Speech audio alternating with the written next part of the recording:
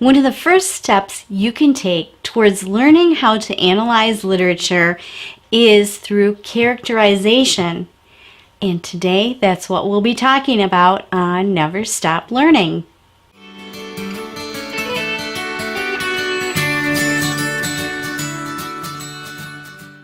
Characterization is how authors teach you about their characters.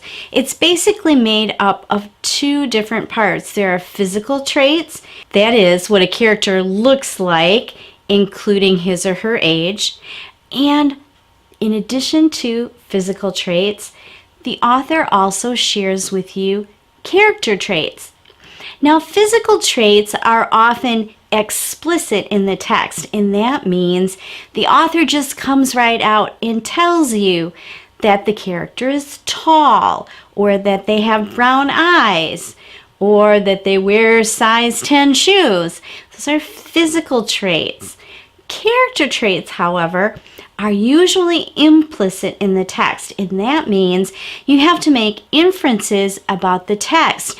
You read the text and then you decide what character trait fits that character based on what the character has said or thought or done in the text. Today we're going to be looking at character traits of a character in this book, SEEDFOLKS, which is a great little book for learning about character traits because each chapter introduces a new character and you just have lots of opportunities to learn about character traits from this book.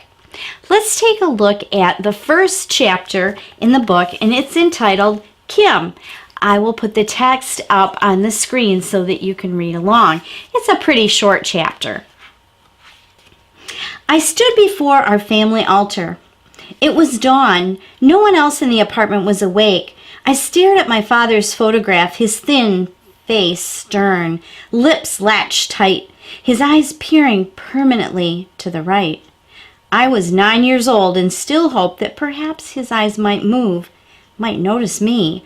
The candles and the incense sticks, lit the day before to mark his death anniversary, had burned out. The rice and meat offered him were gone. After the evening feast, past midnight, I'd been wakened by my mother's crying. My oldest sister had joined in. My own tears had then come as well, but for a different reason. I turned from the altar, tiptoed to the kitchen, and quietly drew a spoon from the drawer. I filled my lunch thermos with water and reached into our jar of dried lima beans. Then I walked outside to the street. The sidewalk was completely empty. It was Sunday, early in April. An icy wind teetered trash cans and turned my cheeks to marble. In Vietnam, we had no weather like that. Here in Cleveland, people call it spring. I walked half a block, then crossed the street and reached the vacant lot. I stood tall and scouted. No one was sleeping in the old couch in the middle. I'd never entered the lot before or wanted to. I did so now, picking my way between tires and trash bags. I nearly stepped on 2 rats, gnawing, and froze. Then I told myself that I must show my bravery. I continued farther and chose a spot far from the sidewalk and hidden from view by a rusty refrigerator. I had to keep my project safe. I took out my spoon and began to dig. The snow had melted, but the ground was hard. After much work, I finished 1 hole, then a second, then a third. I thought about how my mother and sisters remembered my father, how they knew his face from every angle and held in their fingers the feel of his hands. I had no such memories to cry over. I'd been born 8 months after he died. Worse, he had no memories of me. When his spirit hovered over our altar, did he even know who I was? I dug 6 holes. All his life in Vietnam, my father had been a farmer. Here, our apartment house had no yard, but in that vacant lot, he would see me. He would watch my beans break ground and spread, and would notice with pleasure their pods growing plump. He would see my patience and my hard work. I would show him that I could raise plants as he had. I would show him that I was his daughter. My class had sprouted lima beans in paper cups the year before. I now placed a bean in each of the holes. I covered them up, pressing the soil down firmly with my fingertips. I opened my thermos and watered them all, and I vowed to myself that those beans would thrive. Now, Kim, the character who is narrating this first chapter, it's told from Kim's point of view. Kim says she must show her bravery. Now, usually, as I said before, character traits are implicit. You have to read the context and infer the character trait. But here she tells you she is brave. Now, in order to prove that she is really brave, that's one of her character traits, it has to show up more than once. You can't just take a detail that shows up only once and assign a character trait to it. In this case, though, there are several places in the text where we can see that Kim is showing that she's brave. Let's take a look at that text. Now, the details that prove that Kim really is brave, I have highlighted in blue. So let's go back and take a look at the details from this chapter that are evidence for Kim being brave.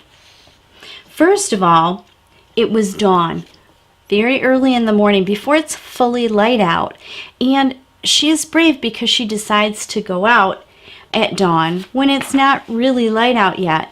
Now, this might not seem like an act of bravery to you if you live in the country or you don't live around a lot of people, but she lives in a busy city, so it took some bravery on her part, being 9 years old, to go out at dawn.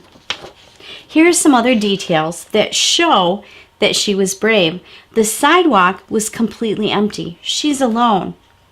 She also had to walk half a block and then cross the street. Remember, she's only 9 years old, and this is a busy city.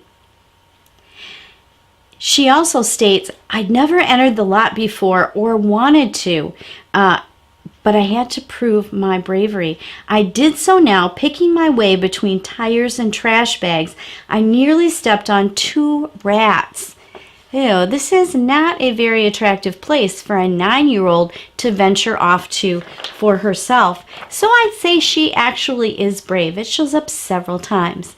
Now let's look at a couple of traits that I think we can prove exist in Kim, and they are mentioned also more than once in the text.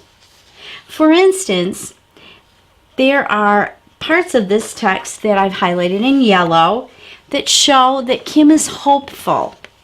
She says in the very first paragraph, I was 9 years old and still hoped that perhaps his eyes might move, they might notice me.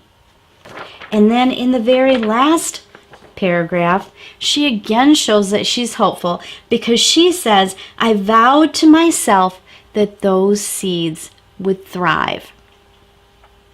So I think that we can say she is hopeful. Another character trait that comes up is the fact that she is unhappy. In the second paragraph, it says, my own tears had them come as well, but for a different reason. Her mother and sisters cried because they missed their dad. She cries because she never knew her dad. This shows that she is unhappy. And another instance in this very short chapter that shows she is unhappy is the third from the last paragraph, where it's stated, I had no such memories to cry over. I'd been born 8 months after he died. Worse, he had no memories of me. So this comes up more than once. She is unhappy because she never knew her father, and her father never knew her. Now, in longer texts, you can find many more examples of details that are repeated that prove a character trait.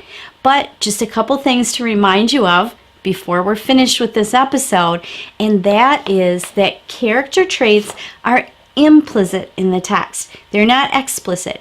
Usually the author doesn't come right on and say, Kim was unhappy, Kim was hopeful.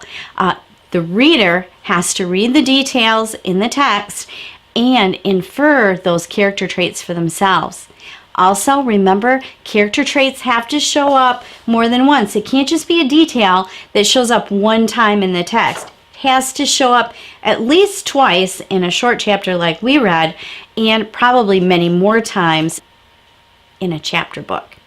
or in a short story. Thirdly, you have to infer character traits from what the character says or thinks or does. Their actions and their thoughts and their speech will show you their character traits. I hope this video has been really helpful for you in starting to learn about determining character traits in characters in literature.